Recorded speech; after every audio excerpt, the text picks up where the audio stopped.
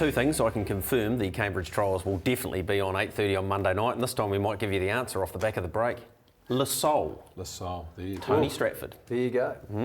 Up to the All-Stars Isn't team. it funny, those Sire Stakes sales races, you always remember who won them. Some of the horses ran second and third, you're like, wow, what happened to it? Yeah, and it didn't do too much after that. Hey, just a quick note before we get on to the remaining races on Saturday. Gary Allen, the chairman of Harness Racing New Zealand, standing down. It's a thankless task, Greg, being an administrator in harness racing, but when you think Gary lives in Wellington, HRNZ's based in Christchurch, he would have done a lot of travelling and a lot of reading and probably not got a lot of thanks for what he's done. Yeah, and he's been a big player in the game too, with all the Galleon horses over the years. And he he followed on from the likes of John Penny and Jim Wakefield, and they had enormous parts to play in the game as well. So, like Michael's just said, it's a thankless task. It's 18 years. It's a long time, isn't it, Greg? But he's going to continue in the game, obviously in the breeding aspect and racing a few as well. So good on him. All right, let's get back into the Addington review. Trotter's time now, and Wilma's Mate in the 3-year-old trotting final.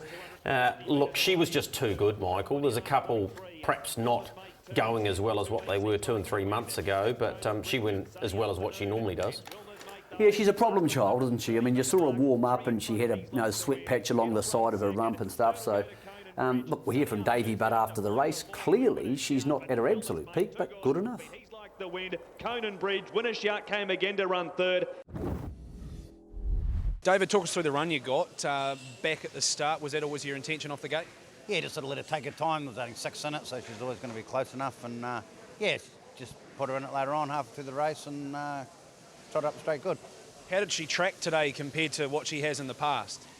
She's sort of not as good as she was like Oaks time and that, but definitely better than the Auckland way around anyway. But it's still a little bit of improvement, hopefully. Are you hoping that improvement comes in time for the Harness Jewels? Yeah, well, I hope so, yeah. Like, she's trotting really good, but it's just steering's not quite as good as it was. But there's a couple of weeks to go, so hope it works out.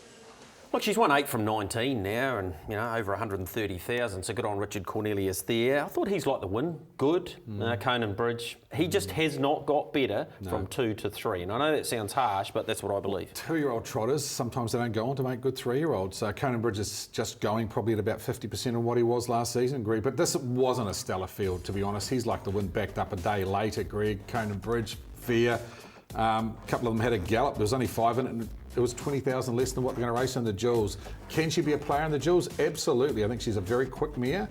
Her gait was very good, but I think the key was the start of the race, because come Cambridge, she's going to have to begin a lot better than she did there, Greg. She was 2 lengths off them when the gate was let go. And we'll have a look at that when they have a look at it. Barrier 5, Greg.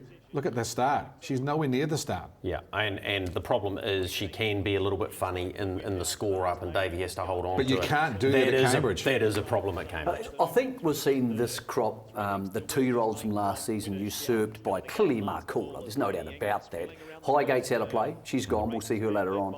But also horses like Temporale and Le Monde have emerged, and they're probably as good as Wilma's Mate. The Auckland results would suggest they probably are, and they've probably got better manners. Temporale has anyway.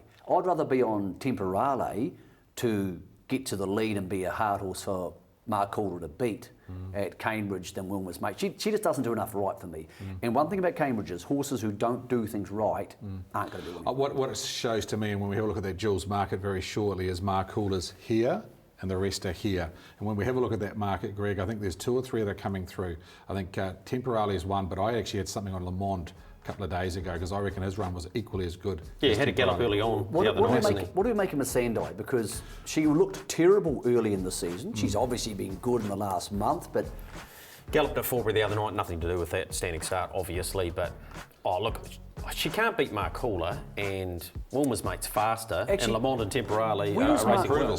Where's Marcoola been? Because I haven't seen him since he won. No, he hasn't been out publicly. They've just been ticking him over. He's going to be based at the McCaffrey barn on the track. I'm pretty sure he's not going to go on the trials on Saturday. That was their plan. I haven't heard, Greg, but I understand they might give him just a private run. Just to give him a run around there, but he's just ticking over. And well, McCaffrey, Sean's got plenty of trotters for him to work with, so... Yeah, it's hard to go past him, fellas, to win this one. I mean, he's got the whole package. I'm not sure he could just sit parked and blaze past some of these horses, but he'll probably outstay them, I would have thought. Yeah, no, he's been better than them, had the wood on them. Just about those 3-year-old races too. Highgate's had a bit of bad luck. Went to Australia, competed in the Oaks last week, we'll see that later, but it was supposed to compete in the Derby this week and they only got 5 noms. So they've actually had to put that back 2 weeks. Ironically, that means a couple of the horses at the Jewels could actually turn up in the Derby in a couple of weeks' time. And I don't think Mark Calder will be a travelling horse. You're starting to think about a Temporale. Would it be worth going to Australia? Because there's a lot of money over there and no Mark Calder more than likely. Okay, interesting times for them post the Jewels. Let's have a look at the 2-year-old section and a changing of the guard. I think that's the only way I can put this, because this is quite a staggering performance. That's Habibi Inter in the Jewels colours. That's Ricky May in the Hope colours going straight by, and we'll hear from him post-race. 15 lengths off the speed, a lap ago. He's going to be 4 lengths in front at the end. And Enhine Super beat Custodian and Heavyweight Hero. Ricky, we had plenty of questions to ask about him before the race, and he's duly obliged answering by a big margin. Yeah, no, he's he's a super wee horse really. At the start, it took me time. He does run off the pole a wee bit, and nothing galloped. And I got a fair way back, to be fair, but it's so windy out there. I thought I had to make a move. Greg wanted me to go around them, and I did it, and sort of pressed on pretty hard up the back where it was pretty windy, and he stuck on really well. Down the side of the track, it looked as though you just gave him an inch of rain. The acceleration of this horse is quite good, isn't it? Yeah, no, he's a great stayer. There's no doubt about that. And it's, Greg said he's just about as good as Mumbai at the same stage. I think he might be right. 16 lengths. That's his combined winning margins in the last 2 weeks. That's why he shortened up significantly for the Jewel. And that's how far he was off them at the start of the race, Greg. I mean, Habibti Inter was a mile in front. I counted at the mile 15 lengths. For him to get round, sit outside the favourite for the Jewels and run away and hide, probably one of the best performances on the day from a 2-year-old. The scary part about this is how many of these are going to progress towards the Jewels. Custodian will, not many of the others will. We're going to get less than a field of 12 for the Jewels, which would be disappointing at this stage. But Michael, as I bring you in here, you won't see a better performance on a racetrack than what this bloke did. Oh, and you raised a very crucial point. At this stage, from what you were telling, there's 10 still in the Jewels, only 10 horses. You were telling me there's only 8 of them in work. So that at Cambridge is just a front line. When I spoke to Greg Hope on Sunday, he said the one thing we don't want to happen at Cambridge is draw the second line. It sounds like it's impossible he's going to. Very hard to make a case any of these can beat him if he is off the front line. We go back to the start of the race. That's him on the inside in the blue. I want you to watch this really carefully. Now, the Ingheim of 2 months ago, in the next 200 metres would have galloped because he's in a claustrophobic space. Ricky's working him off. He gets him behind a horse, and then the tempo in front of him slows. See, his head goes up in the air. He could have easily jumped out of it there. He could, and then he's squeezing through basically a gap inside another horse, trying to accelerate. That's not much fun for a horse like him, and yet never put a step wrong. That to me is almost as telling as what happened later, because it said he's matured mentally, physically. Obviously, he's trotting squarely, guys. That said to me he can win the Jewels. Then when I hear there's only going to be 7 rivals. Later on, the other thing is Habibi Inter, who I've been calling Habibti Inter for 2 months. My apologies for that. He just didn't perform at his best, guys. He wasn't good enough. He was too dour. Spoke to Paul Nairn on Sunday. Look, he didn't know what to do about it. I know you spoke to Blair Orange. What did Blair have to say? Yep, let's hear what Blair has to say.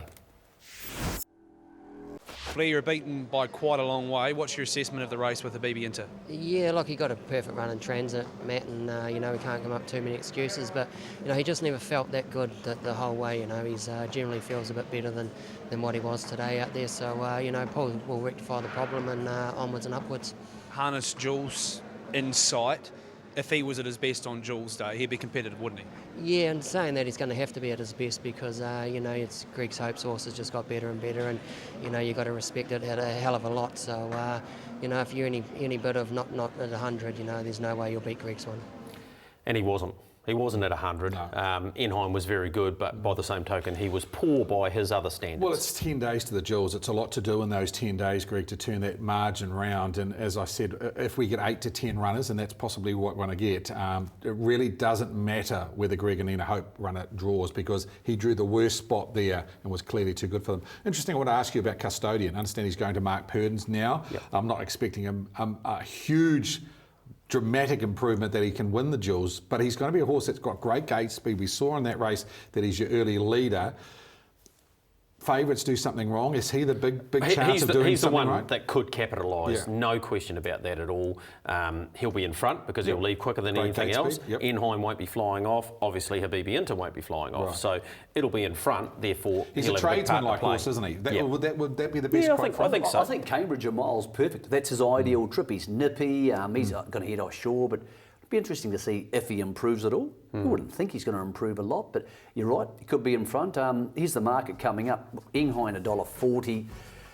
With what you've said about the front line, though, Michael, does that therefore mean there's a chance Custodian could easily be second favourite here, given that he will draw the front line? I think and there's he'll... no doubt Habibi Inter's the second best horse in the race, Greg. I think everybody knows that, but you're right. I mean, Custodian and the marker pegs if it gets there first, and if Enghine happens to get outside it, they get a chance to hand up. It's Habibi Inter didn't do enough for me to suggest Paul can turn it around, but what about the fact we're going to see the Hopes, who have become superstar trainers of trotters via Mon Bay and now this horse, Custodians now with Mark and Nat, and Paul Nairn. So you're talking 3 super barns going head to head.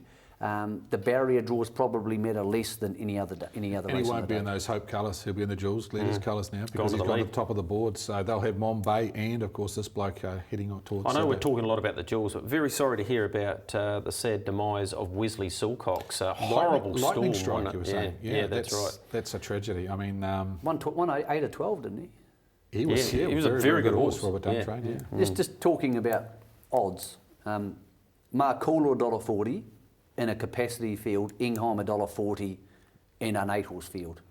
Clearly one of those is better value than the other. Yep, exactly. Addington Raceway and their Met multiplier. I was stunned. They sent us this information for the show this week. You will know a lot more about this than I do. Their Met multiplier, I think you have to race 15 times in a season and win one race. Is that correct? Yep, correct. Well, this week, if a horse wins on Friday night, it's going to go past $750,000, Gregor. I didn't know they'd given that much away. And Aaron Chief only has to race, so it's getting the 7.5K. These other horses could win. Potentially, there could be 6 winners on the night. So that's 100 horses, mate. That's an awful lot of money to be giving away. So can you win 2 of them, or can you win one of them in your life? Or It's actually a very good point.